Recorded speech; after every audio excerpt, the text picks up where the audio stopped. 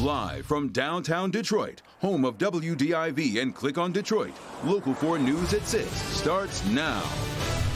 Taylor police asking for help to figure out how two family dogs ended up dead on I-94.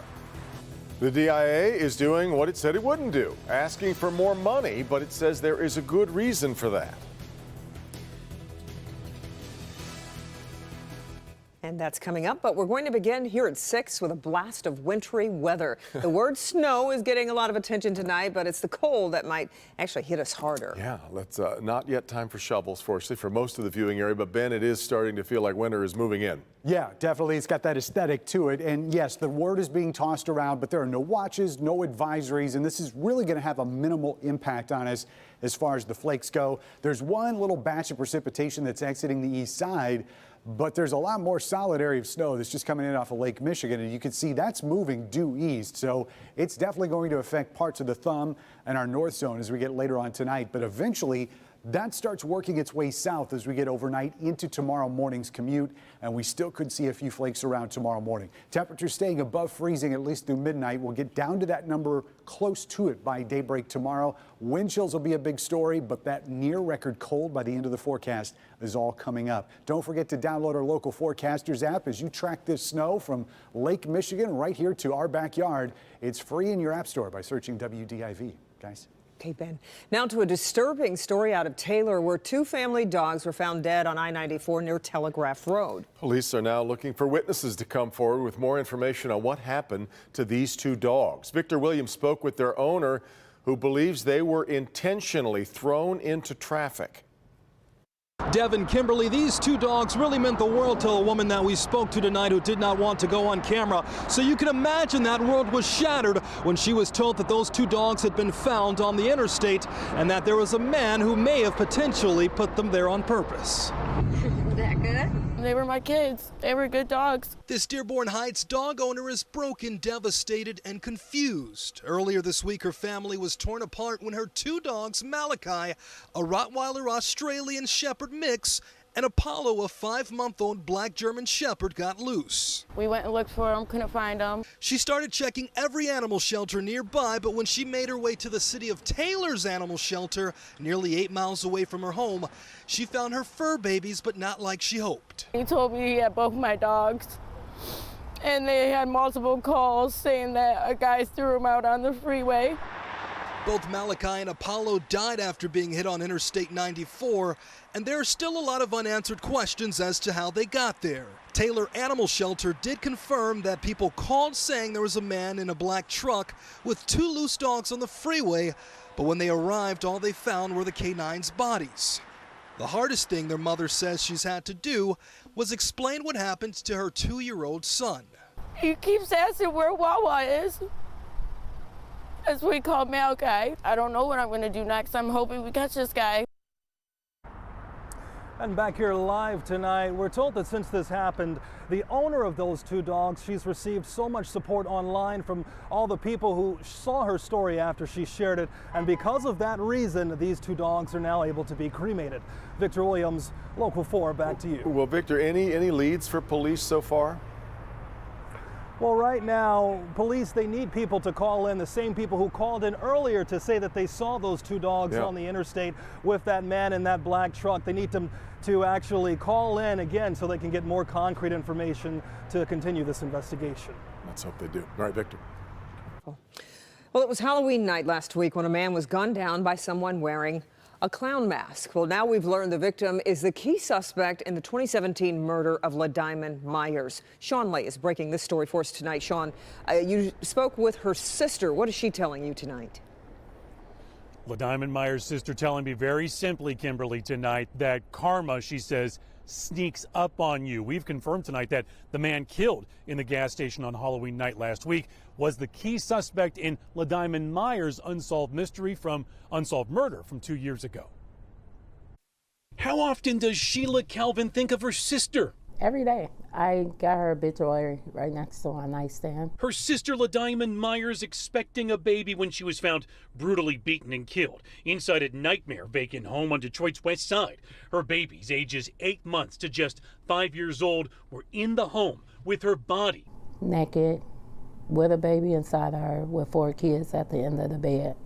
And they thought their mama was asleep, and they was hungry for 2 days. Myers' boyfriend, Willie Wilborn, was charged with first-degree murder, but the charges were dropped, the judge saying more evidence was needed.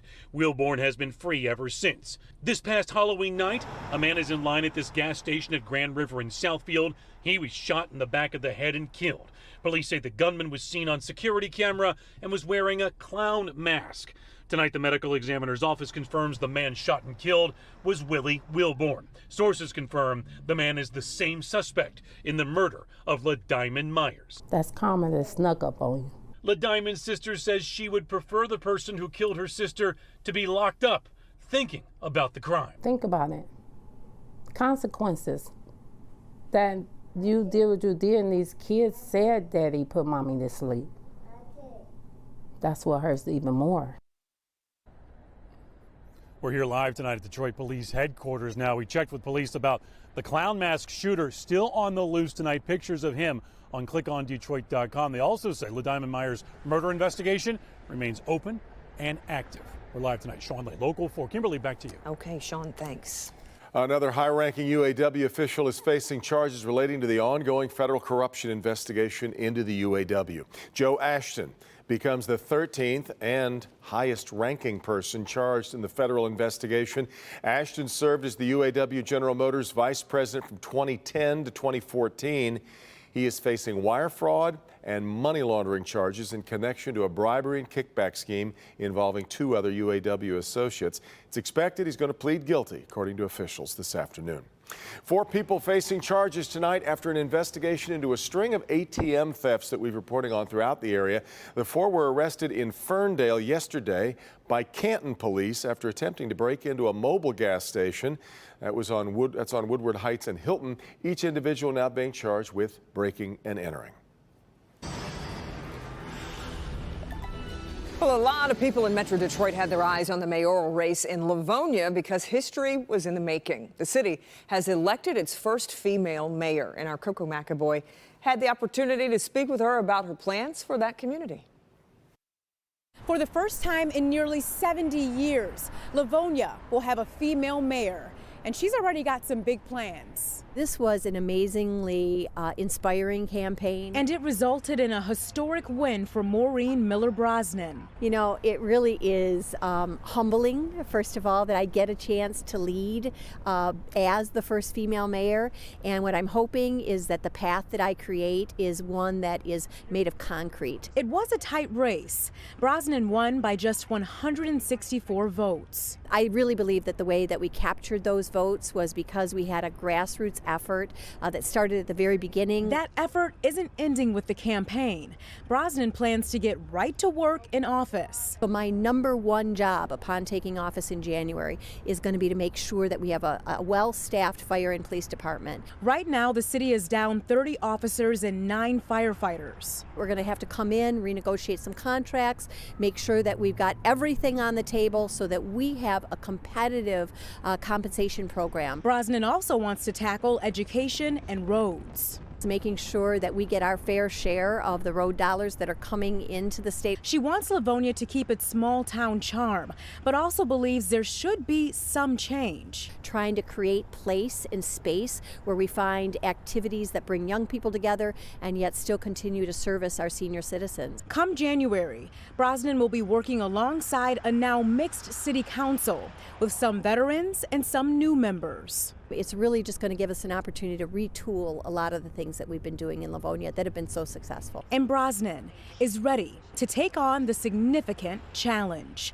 I'm Coco McAvoy, Local 4. Okay, Coco, and you can check who won your local races just by heading to clickondetroit.com, where we've posted full election results. Metro Detroit taxpayers were told a 2012 millage for the Detroit Institute of Arts was a one-time thing. Well, now the DIA is asking for a renewal. Paula Tutman gathering reaction to this funding flip-flop, including where Oakland County's top elected official stands. Paula. So I want you to think about it. This is a weekday at the DIA, and it is filled with children, and it's filled with visitors. I met someone from Florida. I even met someone from Australia. And here's the thing. This is a valuable gem. to a lot of people. But the question is it valuable enough to renew a millage? Leadership at the DIA says it didn't know what it didn't know nearly 8 years ago when it asked for a 0.2 mil be put on the ballots in Oakland, Macomb, and Wayne counties. It was a different time. The city was in trouble. DIA thought valuable art would have to be put on the auction block. But that millage not only kept the doors open, but expanded programs at the DIA. And so now the DIA is seeking to renew that millage 2 years early to seal the future. Now, thanks to this millage and the service agreement, we are going beyond the walls of the museum, and we serve the communities through free admission, through a very strong student program, a school program. We have also a very strong senior program. Now, this is not an additional tax. It is not double dipping. It's simply mounting the case early in hopes the public will buy into it one more time. And as you would expect, inside the DIA, there's support. Making sure that our kids know about all of this. It's very, very, very important. Oakland County Executive David Coulter says, Oakland County voters overwhelmingly supported the original millage because I think they understand that it's a regional treasure and a cultural gem for our area, and it helps bring people to the area. It's great for education for our kids, and there's less art in the school than there used to be. So I think it'll be very popular in Oakland County. And this time when the DI says it won't be asking for an additional 10-year millage, it's a fact. Because of an enabling cap of 20 years, which means in the year 2033, it'll take an act of the Michigan legislature to fund the DIA's requests. Paula Tutman, Local 4. All right, Paula, ahead for us, preventing another tragedy by being prepared. Here's Hank.